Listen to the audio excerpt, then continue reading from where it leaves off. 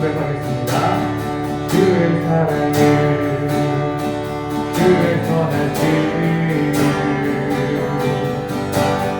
주의 은혜를 생각해보라. 하늘보다 더 높으신 아버지의 사랑 크고 놀래. 아버지 사랑 크고 놀랐네. 주의 사랑을, 주의 사랑을, 주의 선하심을, 주의 은혜를 생각해보라. 하늘보다 더 높으신 아버지의 사랑 크고 놀랐네. 아버지 사랑 크고 놀랐네. 내 어찌 그 사랑, 내 어찌 그 사랑,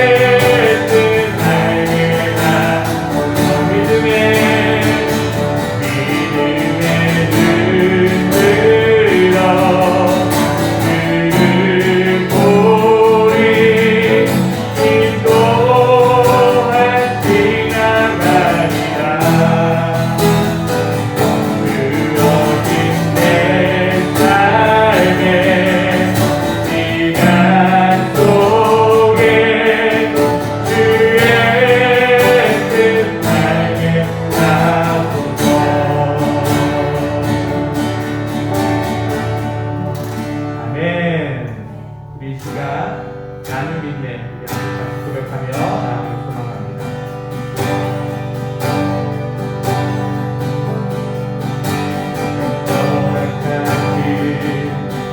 시련을 통해 나의 믿음도 하나로 정말 사랑을 담이 지나는 동안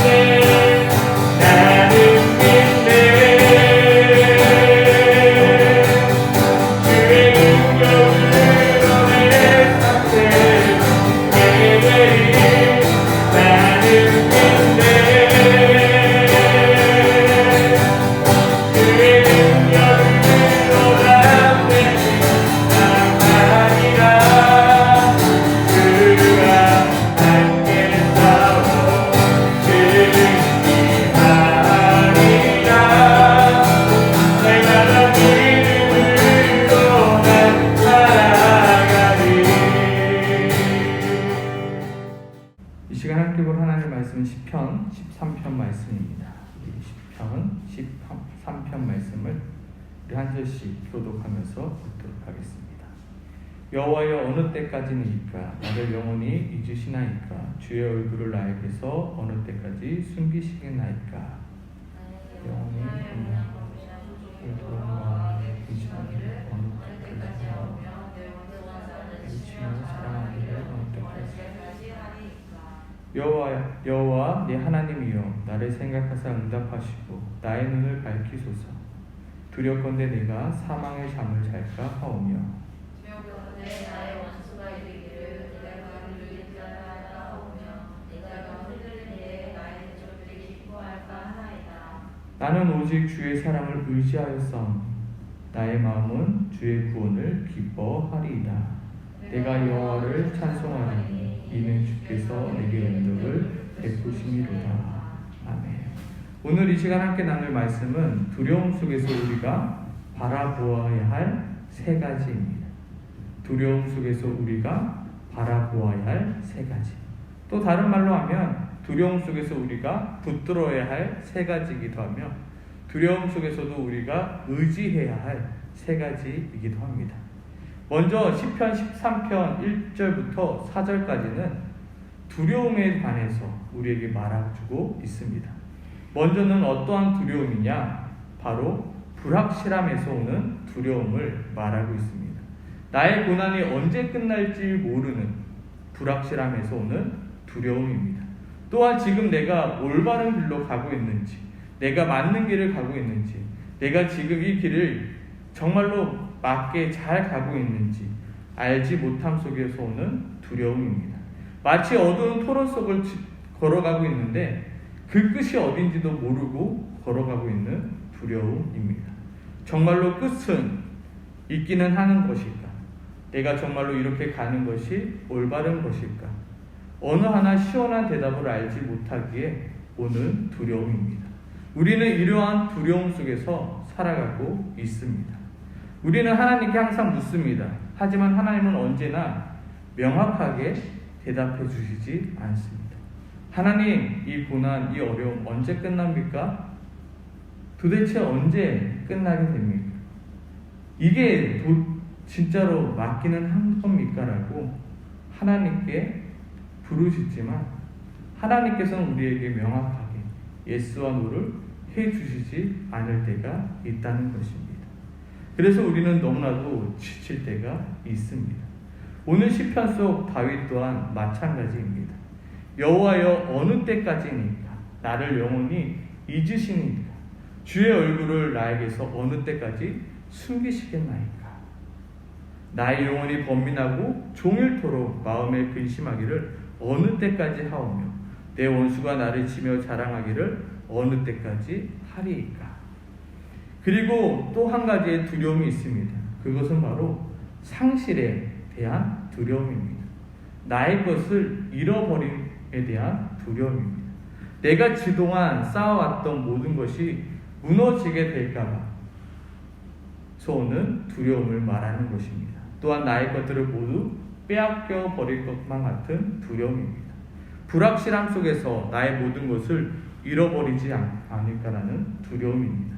마치 아무도 나를 지켜주지 않고 하나님마저도 나를 보호해주지 않는 듯한 그 마음에서 오는 두려움입니다. 3절에 이렇게 말하고 있죠. 두렵건대 내가 사망의 잠을 잘까 하오며. 여기서 사망의 잠이란 1차적으로 육체의 죽음을 말하는 것입니다. 그리고 더 나아가서 하나님과의 단절을 말하기도 합니다. 마치 나의 원수들이 나의 모든 것을 빼앗아 버리고 내가 그를 이겼다 할까 두렵습니다. 하나님, 제발 응답해 주세요. 제발 나의 삶 가운데 일하여 주시옵소서. 우리는 이러한 두려움 속에서 늘 살아가고 있습니다. 하나님의 자녀이기에 모든 일이 잘 되고 모든 것이 수월할 줄 알았는데 그것이 아닌 것입니다. 그렇게 우리는 늘 두려움 속에 놓여있게 되는 것입니다. 우리의 삶은 한 고비를 넘기면 또 한 고비가 찾아오게 됩니다. 이번 주 어느 한 자매와 이야기를 나눴습니다. 목사님, 내가 이번 시험만 통과하면, 하나님이 이번 시험만 진짜 나를 합격시켜주면 내 평생의 소원은 없을 것 같아요.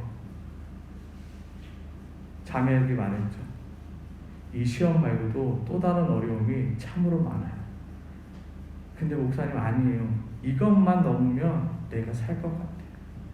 근데 아시죠? 우리에겐 수많은 어려움들이, 그거보다 더 큰 어려움들이 계속해서 찾아온다. 우리의 두려움은 끝도 없이 계속해서 우리에게 찾아온다. 한 고비를 넘기면 또 한 고비가 찾아오고, 또 한 고비를 넘으면 더 큰 한 고비가 나의 삶 가운데 찾아오게 된다. 우리가 이러한 두려움 속에서 우리는 무엇을 바라보며 살아야 하느냐? 이러한 두려움 속에서 낙심하며 절망하며 살아갈 것이냐? 아니면 우리는 과연 무엇을 바라보며, 무엇을 믿으며, 무엇을 붙들며, 무엇을 의지해야 되는가에 대한 세 가지에 대해서 함께 같이 나누고자 합니다. 첫 번째, 오늘 시편 13편은 이러한 두려움 속에서 우리가 바라봐야 할 것을 바로 말하고 있습니다. 첫 번째 이것입니다. 하나님의 사랑입니다. 너희는 무엇을 바라보라? 하나님의 사랑을 바라보라. 너희는 하나님의 사랑을 바라보라. 두려움 가운데서도 무엇을 바라보라고요? 하나님의 사랑을 바라보라. 여기서 하나님의 사랑은 어떤 사랑이냐면 바로 헷세대의 사랑이죠. 5절에 보면 나는 오직 주의 사랑을 의지하여 싸우니. 여기서 바로 나는 오직 이러한 두려움 가운데 내가 있지만 나는 뭐예요? 오직 주의 사랑을 의지하는. 이 사랑이 바로 헷세드입니다. 헷세드는 어떠한 사랑이냐면 말할 수 없는 하나님의 성실하신 사랑입니다. 말로만 사랑한다 말하는 사랑이 아니라 정말로 성실하신 하나님의 열심 있는 사랑입니다. 오늘 저희 첫째 딸 학교에 운동회가 있었습니다. 그래서 엊그제부터 저희 첫째 딸이 아빠 페어런스 러닝이 있는데 아빠 와서 꼭 뛰어줬으면 좋겠어. 아빠 뛰기가 너무 오래됐어. 힘들어. 못 뛸 것 같아. 근데 어젯밤에 첫째 딸이 기도했답니다. 우리 아빠가 꼭 와서 꼭 뛸 수 있게 도와주세요. 아빠 바빠서 못 뛰어. 못 가. 근데 하나님 아버지 우리 아빠 안 바쁘게 도와주세요. 그래서 꼭 올 수 있게 도와주세요. 기도하더니 고민했습니다. 어떻게 해야 되나? 어떻게 해야 되나?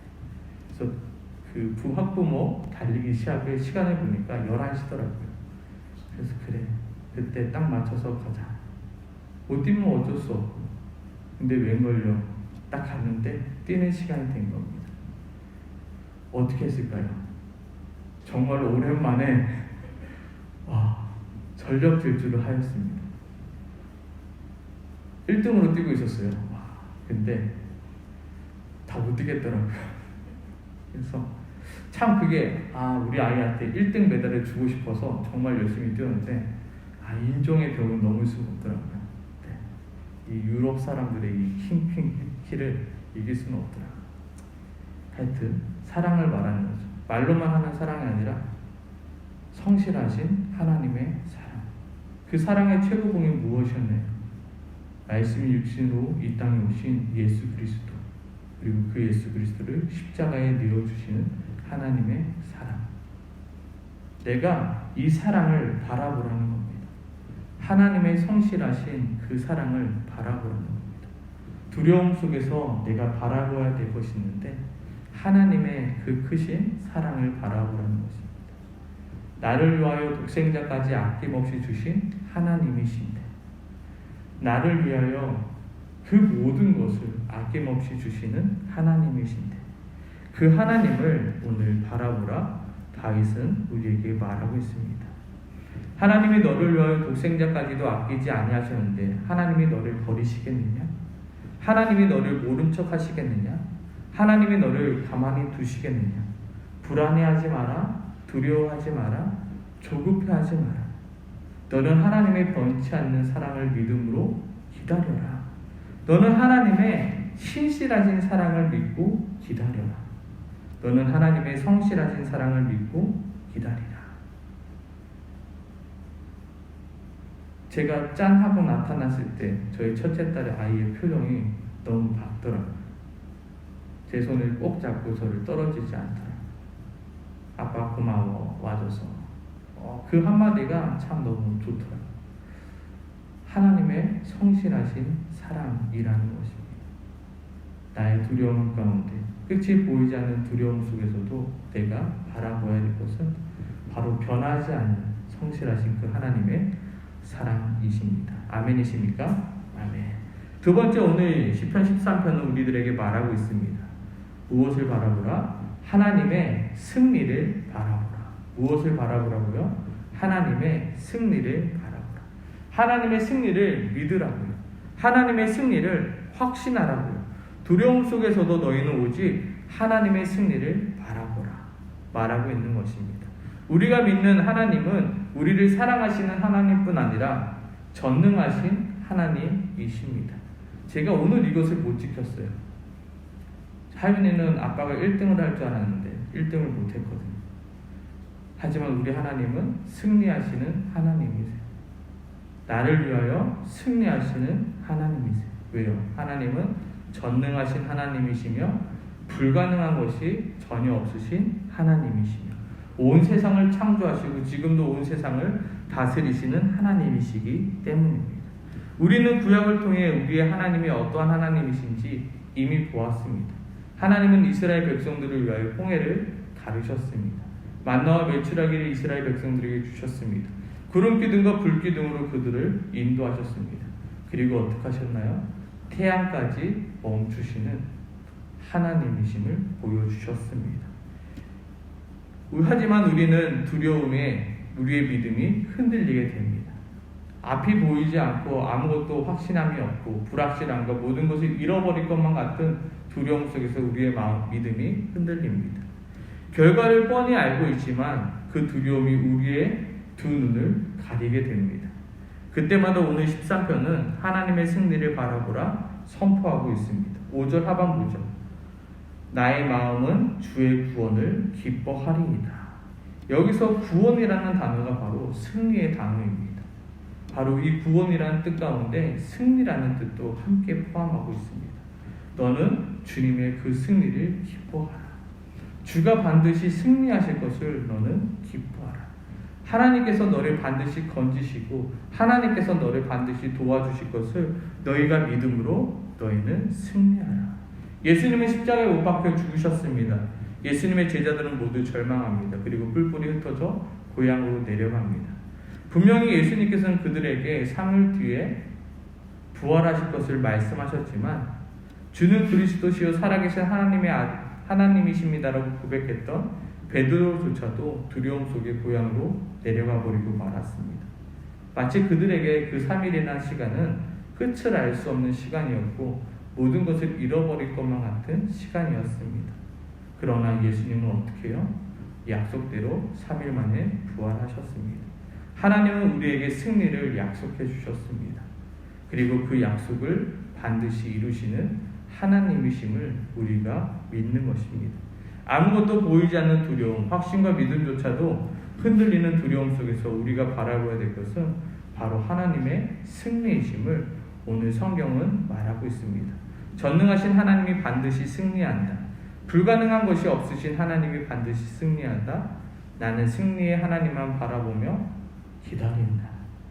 하나님이 나에게 승리를 안겨줄 때까지 나는 기다리는 것입니다. 설령 나의 인생의 한순간이 승리가 아니라 실패일 수도 있습니다. 내 인생의 한 편을 딱 꺼내서 보면 실패의 모습이 보일 때가 있습니다. 하지만 나의 인생의 결론은 승리라는 것을 우리는 항상 잊지 말아야 하는 것입니다. 왜냐하면 그 승리의 하나님이 나의 하나님이시기 때문입니다. 지금은 실패할 수 있습니다. 하나님은 그렇지만 언제든지 그 실패를 승리로 바꾸실 수 있는 하나님이시기 우리가 주의 구원을 기뻐하며 기다리는 것입니다. 아멘이십니까? 아멘. 마지막으로 시편 13편은 우리에게 말하고 있습니다. 하나님의 보상을 바라보라. 하나님의 뭐를요? 보상을 바라보라. 하나님의 상급을 바라보라. 하나님의 갚아주심을 바라보라. 하나님은 우리의 고난에 보상해 주시는 하나님이십니다. 하나님은 절대로 우리의 고난을 모른 척 하시는 하나님이 아니십니다. 그 고난의 세월 동안 나의 그 고난을 반드시 보상해 주시는 하나님이십니다. 우리가 고난 가운데서도 기뻐할 수 있는 이유는 무엇입니까? 바로 하나님의 보상이 지금도 정립되어 하고 있기에 우리는 고난 중에서도 기뻐할 수 있는 것입니다. 어린 학생들이 힘들게 공부하는 이유가 무엇입니까? 그 시험 성적으로 내가 보상받을 수 있기 때문입니다. 우리가 힘든 사회 속에서 힘들게 직장인들이 힘들게 회사에서 일하는 이유가 무엇입니까? 바로 상급이 있기에, 월급날이 있기에 우리는 기다리는 것입니다. 마찬가지로 오늘 본문은 우리들에게 말하고 있습니다. 오늘 본문 보니까 6절에 보면, 하반절에 보면 이는 주께서 내게 은덕을 베푸심이로다. 여기서 내게 은덕을 베푸심이로다가 바로 보상입니다. 이 단어의 뜻을 찾아보면 보상하다, 베풀어 주다, 은덕을 베푸다입니다. 바로 보상해 준다입니다. 상급을 주다, 갚아 준다를 말합니다. 하나님은 나에게 보답해 주시리라. 하나님은 나에게 보상해 주시리라. 하나님은 나에게 갚아 주시리라. 어려움을 견뎌낸 나에게 하나님은 더 큰 것으로 나에게 보답해 주신다. 오늘 약속하셨기에 다윗은 말하고 있는 것입니다. 내가 여호와를 찬송하리이다. 다윗의 상황은 전혀 바뀐 것이 없습니다. 다윗이 이 노래를 부르고 있는 이 상황 가운데 다윗의 상황은 여전히 바뀌지 않습니다. 그러나 다윗은 고백하고 있는 것입니다. 내가 하나님의 사랑을 바라보겠습니다. 내가 하나님의 그 승리를 바라보겠습니다. 그리고 내가 하나님의 보상을 바라보며 내가 기뻐하겠습니다. 나에게 하나님의 사랑이 있으니, 나에게 하나님의 승리가 있으니, 나에게 하나님의 보상이 있으니 내가 믿음으로 기다리며 기뻐하며 찬송하겠습니다라고 오늘 기도하고 있는 것입니다. 우리 또한 이렇게 기도하길 소망합니다. 아멘이십니까?